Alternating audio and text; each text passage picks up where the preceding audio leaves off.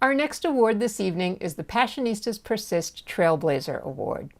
The definition of trailblazer is a pioneer, an innovator, a person who makes a new track through wild country. Tonight's recipient is an activist and author who is pushing boundaries for women daily in this wild country we live in. The award is being presented by Dr. Melissa Bird, a feminist, author, healer, and coach. Melissa's purpose in this world is to teach women how to step into their truth and quit playing small. I am so pleased to be presenting the 2022 Passionistas Persist Trailblazer Award to my amazing, inspiring friend, Soraya Chemaly.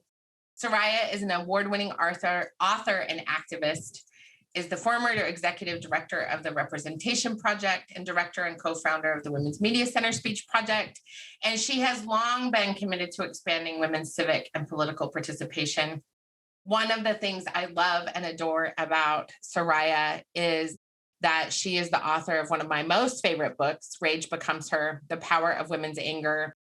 And I do not think it is any coincidence that this year of all years, I get the privilege and the honor of presenting Soraya with this incredible Trailblazer Award. So Soraya, thank you so much for joining me today to receive this amazing, beautiful, awesome, well-deserved award, because you are certainly blazing many trails in my life and the lives of so many of us. Thank you so much, Missy, and thank you to the Passionista Project. I am really genuinely so honored. It has been a difficult year. It's been a difficult decade, actually. And honestly, it's just nice to know that organizations like yours are thinking about the work that people are doing that requires this kind of persistence, which doesn't necessarily mean the same thing as hope. But really and truly, I'm genuinely very, very honored and delighted to be able to have this chance to have a conversation with you again, and want to just say thank you very much. You and I, in our professional work, Soraya, we work with so many organizations and so many people who are trying. Yes. But the thing that I love about the Passionistas Project is they are doing in such an authentically beautiful way. And so the first thing I really want to talk with you about today is about the power of the Passionistas and this mission of bringing all these women together from literally all over the world. Yes. To talk about making change with diversity, equity, and inclusion, truly doing it this time. Yes. Like the lineup just blows my mind every time I think about it. So what does the power of Passionistas mean to you?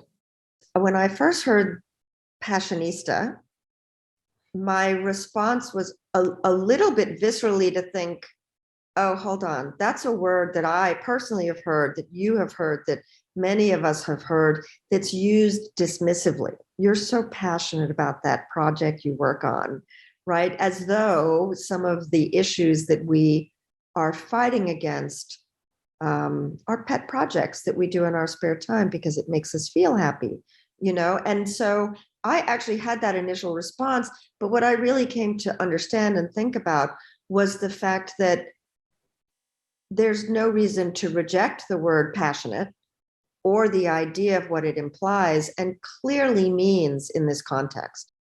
I mean, these are women from all over the world who are dedicating their lives to making change, often in situations of grave danger, of risk, of political violence.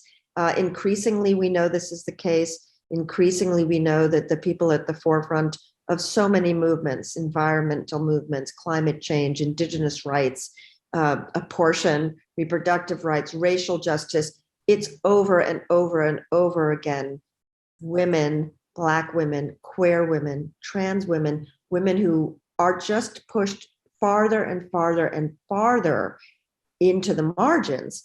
And so I think it's really important to understand what it means. Honestly, the word kind of, to me, lies at the nexus of the personal and political that some people have the luxury to think are separate, right? We know that that's a decades old expression from the feminist world, that the personal is political. But a lot of people really still benefit from separating those two things. And we gain nothing by pretending that they're separated. I think we have to have passion to keep moving on.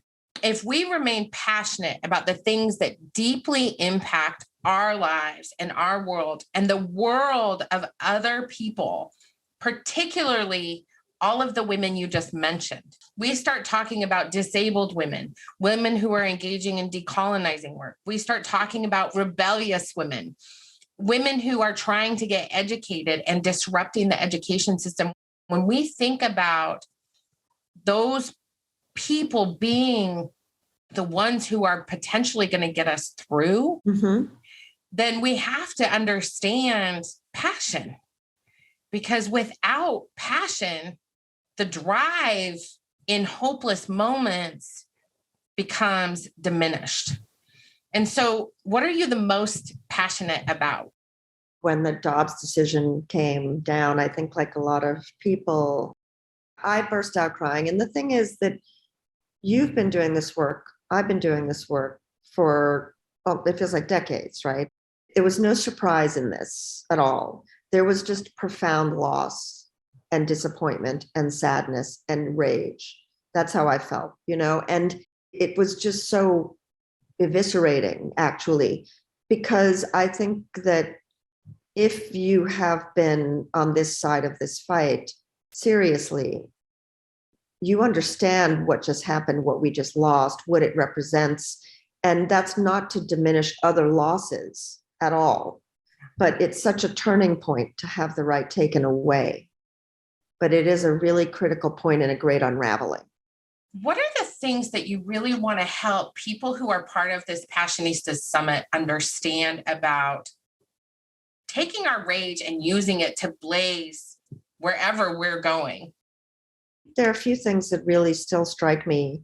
It's been 3 years since the book was published. And, it's one of these books, I think, that has a very long tail, because in fact, there is an evergreen quality to these ideas, and we want to understand emotionality. And we, in particular, I think, want to understand the role it plays in our cognition, because if you are a woman or femme identifying, you know how quickly and easily people dismiss you if you express anger, which is why so many of us try not to show anger, feel anger, display anger. We've grown up being punished for it or mocked for it. That's the number one worry women have. It's not that someone's going to be violent.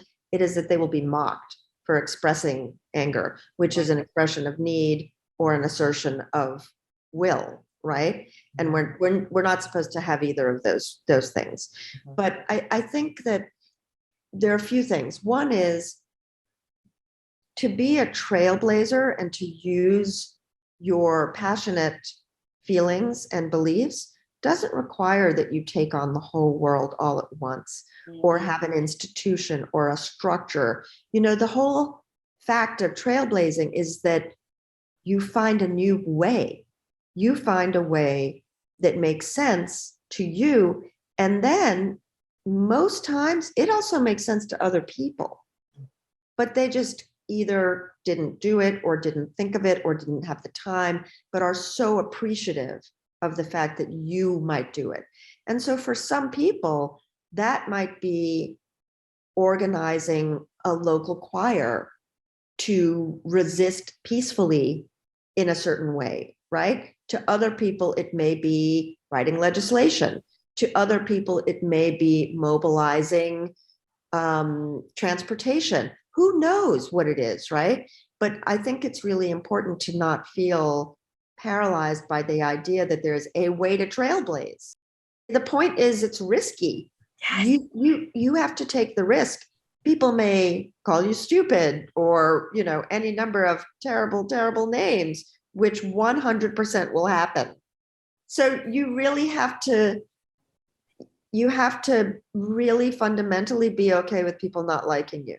That's the other lesson that really strikes me about being passionate and being angry, as part of that, we are so expected and socialized to be likable and to put others first and not make other people uncomfortable. Trailblazing always makes people uncomfortable.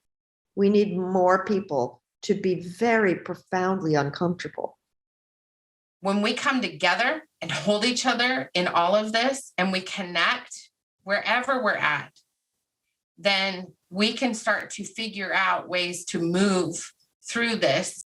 Yeah, and I think too, in terms of coming to terms with what all of that really means, I think that what's very clear is that communities that have been under-resourced and punished for centuries, right?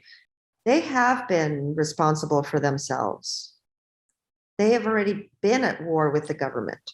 They have already been punished repeatedly by the society. Yes. This is not new.